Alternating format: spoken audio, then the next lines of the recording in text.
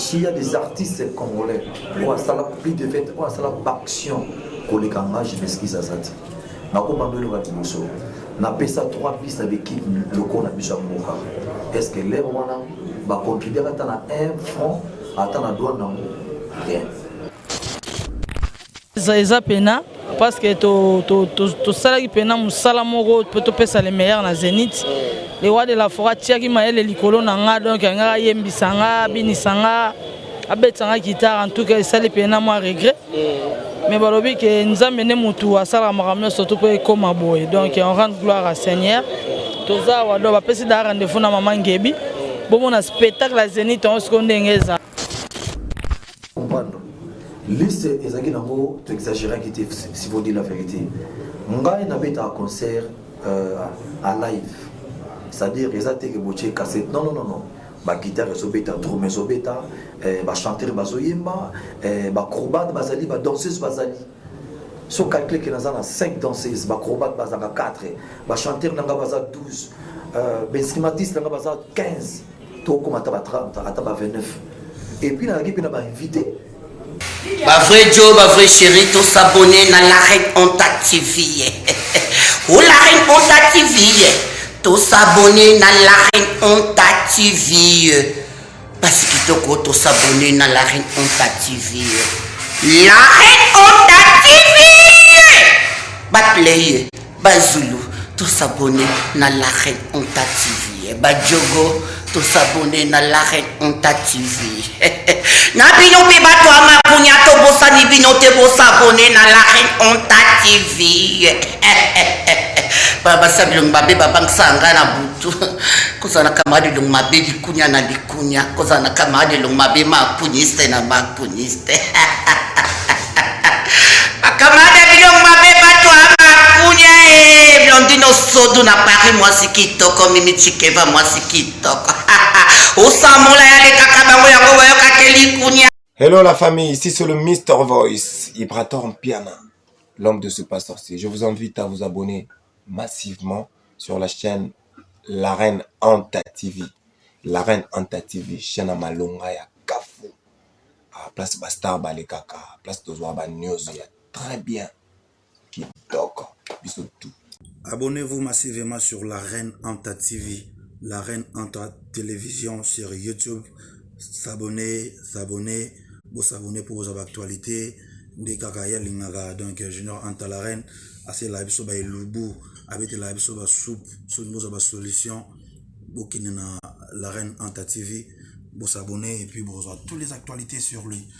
Bonjour, bonsoir fidèles internautes de l'arène Onta TV. Vraiment, c'est bien votre humble servante Stella, la star. Donc, l'arène Onta Makamboya bien. L'actualité est fanda, donc n'hésitez pas, abonnez-vous massivement sur la Reine Onta TV, vous ne serez jamais dessus. Donc voilà, les lots Tozali Awana Hôtel même ligne, donc pour Toza Awana Igwe, le roi de la forêt, vraiment conférence de presse sur la position de l'orchestre Wenge Musica Maison Mère après l'annulation de concert du 25 9 mois 2021 au Zénith de Paris. Donc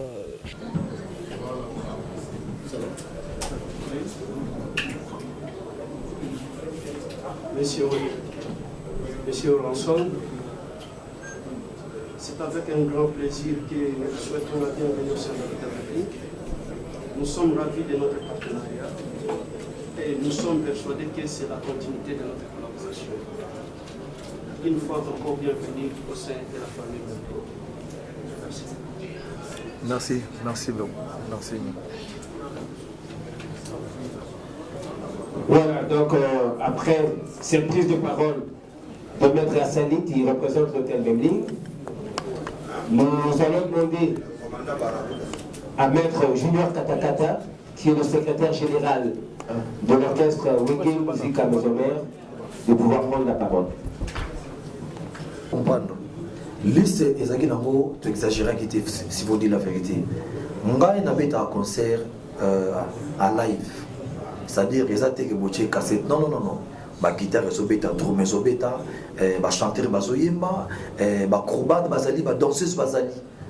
so calcule que dans 5 danseuses acrobates bazanga 4 ba chanteur nanga baza 12 instrumentiste nanga baza 15 to comme ata ba 30 ata ba 29 et puis na qui na ba invité nada za qui invité to za qui na ambassade et ceux za qui invité to qui na ambassade sans compter artistes et Moussous Oboyebi comme président Jossar Azala qui est invité, Maman Mirabel Azala qui est invité, Bayouda Béa qui est invité, Tchalamon Abaza qui est invité, Videloin Soudiata, sans compter Bazana Poto, Awilo Longomba, sans compter Jibé Bazala qui wana, Fabricas de Tozaki.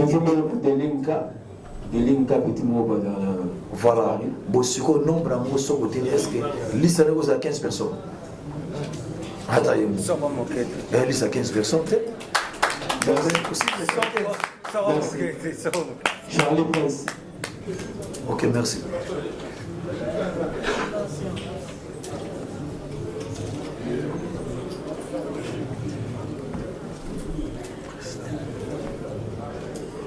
Tout le monde peut se revoir à faire conférence. On peut se dire une heure. On peut se dire mettre à Sani, à moins tolérant.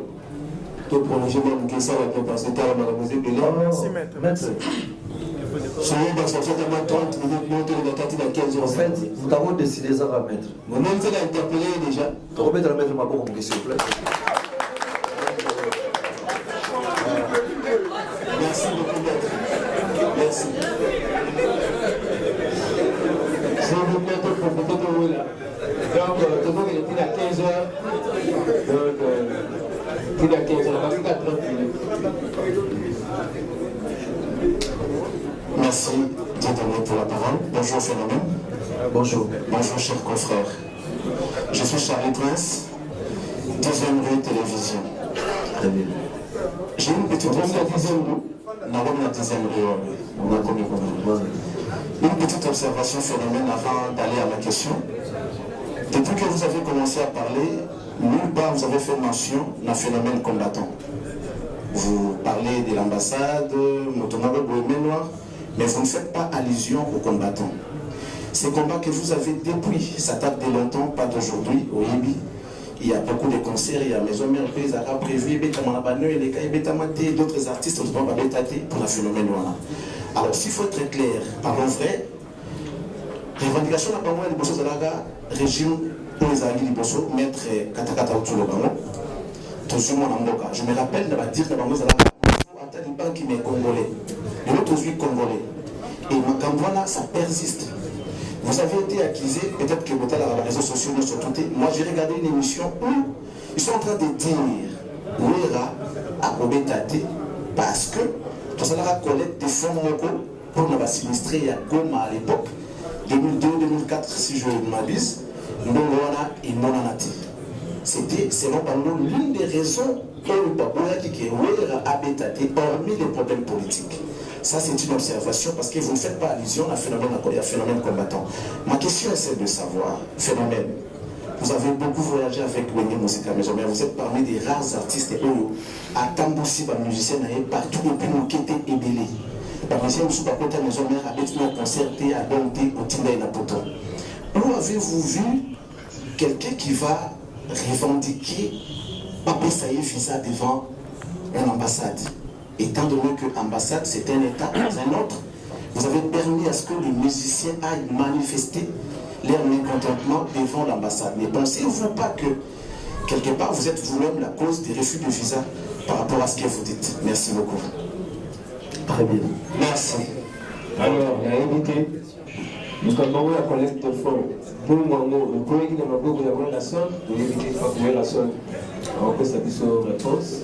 Bon, en tout cas, merci Charlie. Hein? Charlie n'a pas question à poser par rapport à la collecte de fonds. On a une action humanitaire, tant sous on a un baquet pour tout. S'il faut dire la vérité, ça fait 20 ans. S'il y a des artistes congolais, on a plus de 20 ans, on a une action pour les Kangas, je m'excuse à ça.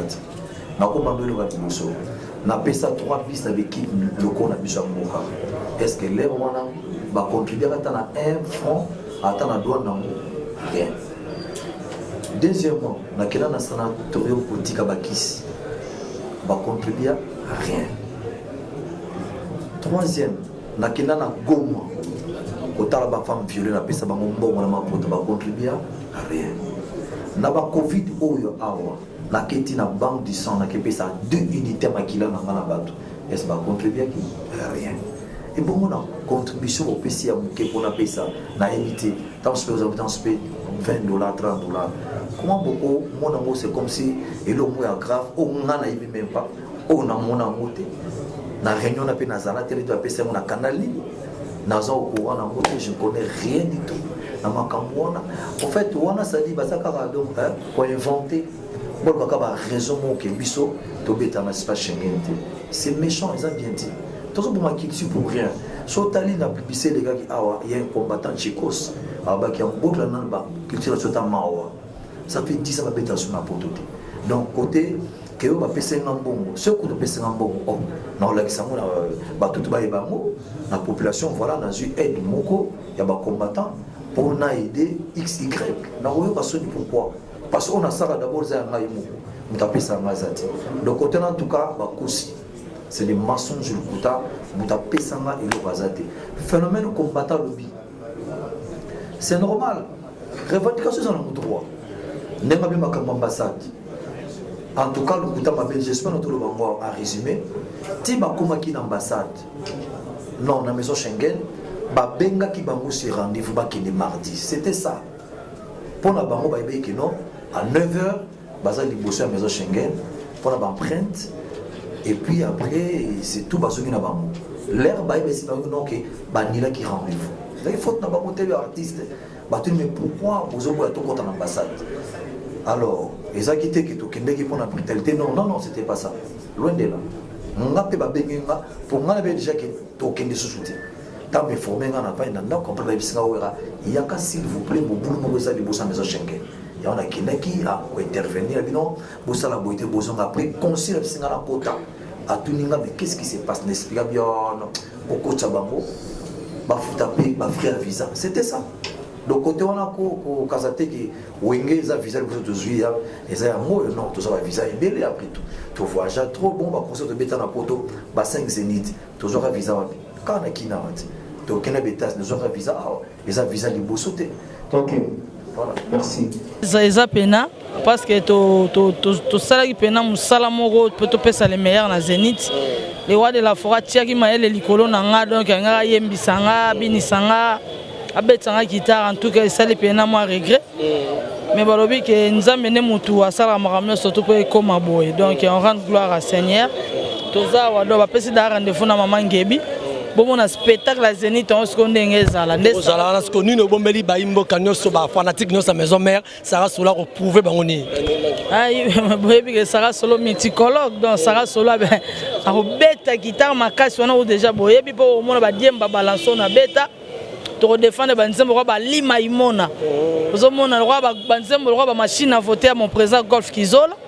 Bon, mon guitare na zoemba blora papa wemba pour se souvenir oui c'est vrai ba surprise ça pour moi on bête lora ya vient na biso king le kester mené va wana pour moi na sou wenge wa message na diaspora ba combattant on peut ba empêcher bino au beta musique na Zénith bon ngana bi ça na ba combattant te ba combattant ba zaki d'après pour na biso mais ça rende boss ba main noire mo ikota ki maboko mwinde kota na kata na biso mais balobi que étoile ba frena ngote le roi de la phrase étoile igwe Zénith on a betango 4 fois donc 5e fois ezaki nango eloko mo ya danger te ke comme ba difficulté boy mais ba diaspora pe na ba tia na se hein o tia na se parce que musique na bino yango valoriser mboka critique na bino bo valoriser ngo bino ba combattant boza kuna botala ke 10 ans to vanda awa tozo ya sukuna na mikilité donc qui nous la ouverture à branchement membre belé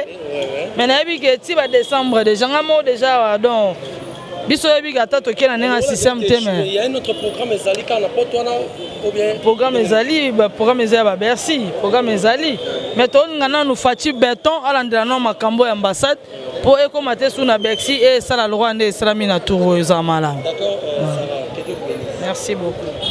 Vraiment merci Nabino Nyonso na abonné Nabiso Nyonso ya la Reine Anta TV Bouti Kolanda. comment est-ce que Weranson a l'obéli, pourquoi concert na ye.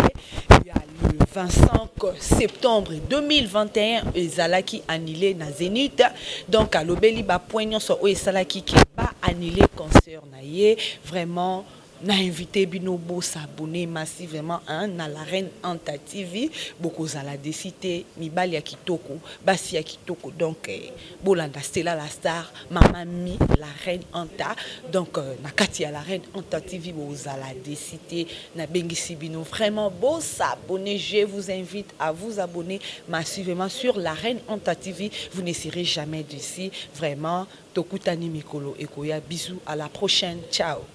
Ba vrai Joe, ba vrai chéri, tous s'abonner dans la Reine Anta TV. Ou la Reine Anta TV, tous s'abonner dans la Reine Anta TV. Parce que tous s'abonner dans la Reine Anta TV. La Reine Anta TV. Ba play, ba Zulu, tous s'abonner dans la Reine Anta TV. Ba Jogo, tous s'abonner dans la Reine Anta TV. Na bino pe bato amakunya to bosa ni bino te bosa abonné na la Reine Anta TV. Baba sabilong babe babang sanga na butu. Kozana kamadi long mabe likunya na likunya. Kozana kamadi long mabe makuniste na makuniste. Kamadi bilong mabe bato amakunya blondino sodu na Paris mwasi kitoko mimi chikeva mwasi kitoko. Hello la famille, ici c'est le Mr. Voice, Ibrator Piana, l'homme de ce pas sorcier. Je vous invite à vous abonner massivement sur la chaîne La Reine Anta TV. La Reine Anta TV, chaîne à Malonga ya Kafu. Place Bastar Balekaka, place Tozwaba News, il y a très bien. Kitoko, bisous tout. Abonnez-vous massivement sur La Reine Anta TV. La Reine Anta Télévision sur YouTube. S'abonner, vous s'abonner pour vos actualités. Des kakaya lingaga, donc Junior Anta la Reine, assez la biso ba lubu, avec la biso ba soupe, sur ba solution, bokine na La Reine Anta TV, vous s'abonner et puis vous avoir toutes les actualités sur lui.